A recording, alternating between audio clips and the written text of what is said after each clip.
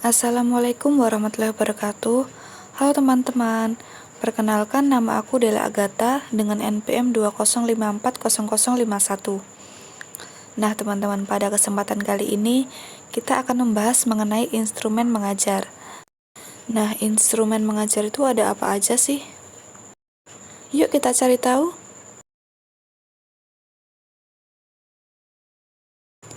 Instrumen mengajar diklasifikasikan menjadi 7 bagian. Yang pertama adalah silabus, prosta atau program tahunan, promes, program semester, RPP atau rancangan pelaksanaan pembelajaran, media pembelajaran, LKPD atau lembar kerja peserta didik, dan yang terakhir adalah evaluasi. Nah, sebelum kita masuk ke poin-poinnya, kita harus tahu dulu nih, instrumen mengajar itu apa sih? Jadi, instrumen mengajar merupakan alat yang digunakan untuk mengukur tingkat ketercapaian kompetensi dalam sebuah proses pembelajaran. Kita masuk pada poin pertama, yaitu adalah silabus.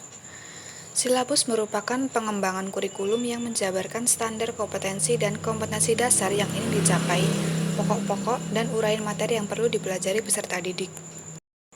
Silabus berasal dari bahasa Latin yang berarti daftar, tulisan, ikhtisar, ringkasan, dan isi buku. Silabus menurut Sanjaya adalah rencana pembelajaran pada suatu kelompok mata pelajaran atau tema tertentu yang mencakup standar kompetensi, kompetensi dasar, materi pokok atau pembelajaran, kegiatan pembelajaran, indikator, penilaian, alokasi waktu, dan sumber atau bahan atau alat belajar. Silabus ini sendiri merupakan penjabaran standar kompetensi dan kompetensi dasar ke dalam materi pokok atau pembelajaran, kegiatan pembelajaran, dan indikator pencapaian kompetensi untuk penilaian.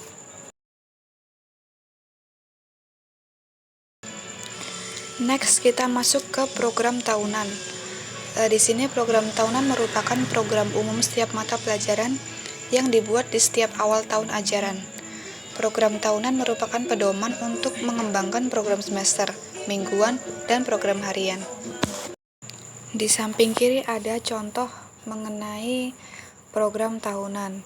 Di situ ada alokasi waktu dan subtema. Kemudian tujuan penyusunan program tahunan ini sendiri adalah untuk menata materi secara logis, sistematis, dan hierarkis, mendistribusikan alokasi waktu untuk setiap pokok bahasan, mendorong proses pembelajaran menjadi efektif dan efisien berdasarkan trik yang telah ditetapkan, sehingga memudahkan guru untuk mengetahui target kurikulum per pokok bahasan atau per bulan.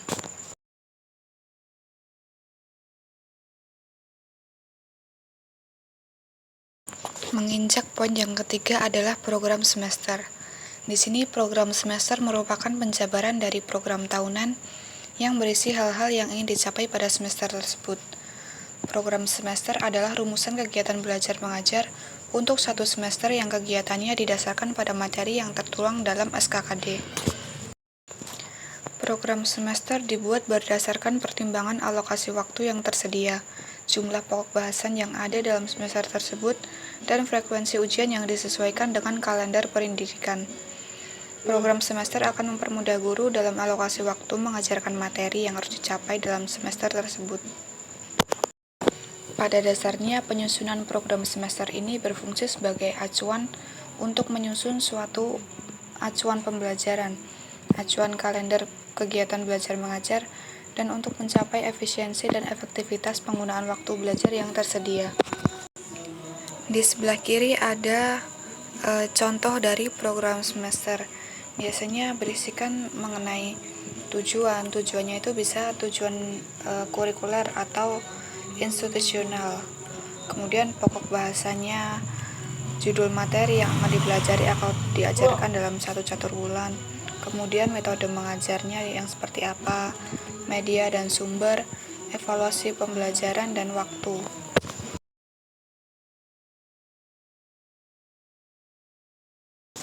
Next, kita masuk ke rancangan pelaksanaan pembelajaran atau RPP. Hal pertama yang harus dipersiapkan guru sebelum mengajar adalah membuat pelaksanaan pembelajaran. atau Rencana Pelaksanaan Pembelajaran, biasa disebut juga dengan RPP. Hal ini dibuat berdasarkan silabus untuk menjadi pedoman dalam kegiatan pembelajaran supaya siswa mampu mencapai kompetensi dasar yang sudah ditetapkan. Banyak manfaat ketika kita sudah membuat RPP di awal semester, yakni pembelajaran berlangsung lebih sistematis, kemudian mempermudah analisis keberhasilan belajar siswa, memudahkan menyampaikan materi, mengatur pola pembelajaran, menghemat waktu dan tenaga, dan sebagai bahan evaluasi pembelajaran sekaligus refleksi. Di samping ada contoh RPP di mana berisi mengenai subtema berapa, misalnya subtema 3, manusia dan benda di lingkungannya, misal seperti itu. Kemudian ada alokasi waktunya, fokus pembelajarannya pada apa, misal bahasa Indonesia, IPS, dan PPKN. Nah, di situ nanti ada kompetensi inti dan kompetensi dasar serta indikator pencapaian kompetensi. Jadi, misal dalam bahasa Indonesia ada kompetensi dasar, kemudian ada indikator pencapaian kompetensi. Seperti itu. Next, kita masuk ke media pembelajaran. Nah, di sini media pembelajaran diartikan sebagai segala sesuatu yang dapat digunakan untuk menyalurkan pesan atau materi pembelajaran, sehingga dapat merangsang perhatian, minat, pikiran, dan perasaan peserta didik dalam kegiatan belajar untuk mencapai pembelajaran tertentu.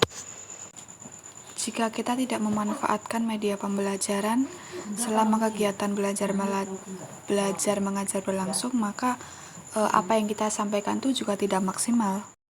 Jika kita ketahui mengenai kerucutdil, di situ ada metode atau media pembelajaran dari yang konkret sampai dengan yang abstrak.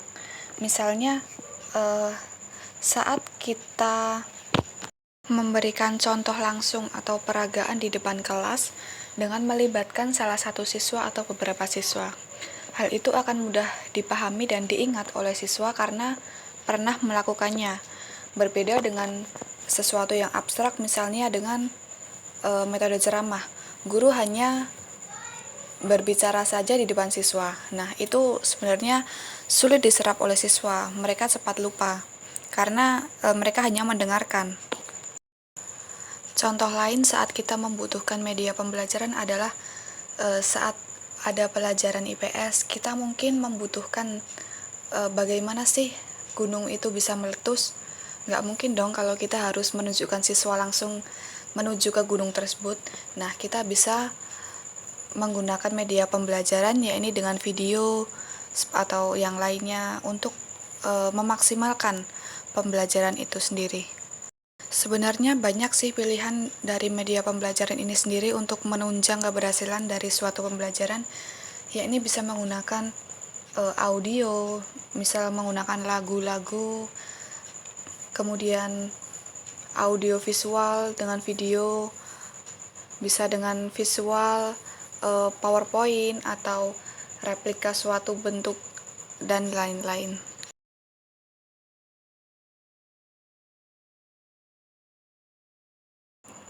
Next, kita masuk ke lembar kerja peserta didik atau LKPD. Nah, biasanya LKPD ini disebut juga dengan LKS atau lembar kerja siswa.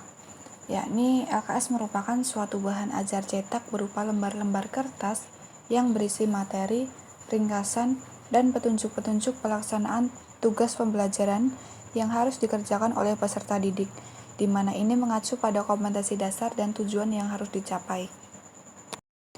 Ada beberapa tujuan disusunnya LKPD ini, yaitu menyajikan bahan ajar yang memudahkan siswa untuk memahami materi yang diberikan, kemudian menyajikan tugas-tugas guna penugasan siswa, melatih kemandirian belajar, serta memudahkan pendidik dalam memberi tugas. Nah, berdasarkan data tersebut, dapat disimpulkan bahwa LKPD memiliki fungsi dan tujuan utama yakni sebagai media pembelajaran yang dapat digunakan untuk memaksimalkan proses pembelajaran dalam rangka menyampaikan tujuan pembelajaran di kelas. Biasanya dalam LKPD atau dalam sebuah LKS memuat unsur-unsur yakni judul, kompetensi dasar, waktu penyelesaian, peralatan dan bahan yang diperlukan untuk menyelesaikan tugas, informasi singkat, langkah kerja, tugas yang harus dilakukan, dan laporan yang harus dikerjakan.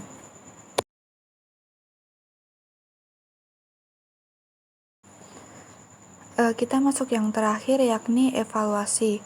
Di sini evaluasi merupakan alat untuk menentukan keberhasilan peserta didik dalam kegiatan belajar mengajar. Sebenarnya yang bisa dievaluasi bukan hanya dari siswa, tetapi dari guru juga bisa dilakukan evaluasi, karena memang seorang guru harus memiliki kompetensi yang mutlak, yaitu seperti kompetensi pedagogik, kompetensi profesional, kompetensi sosial, dan kompetensi kepribadian.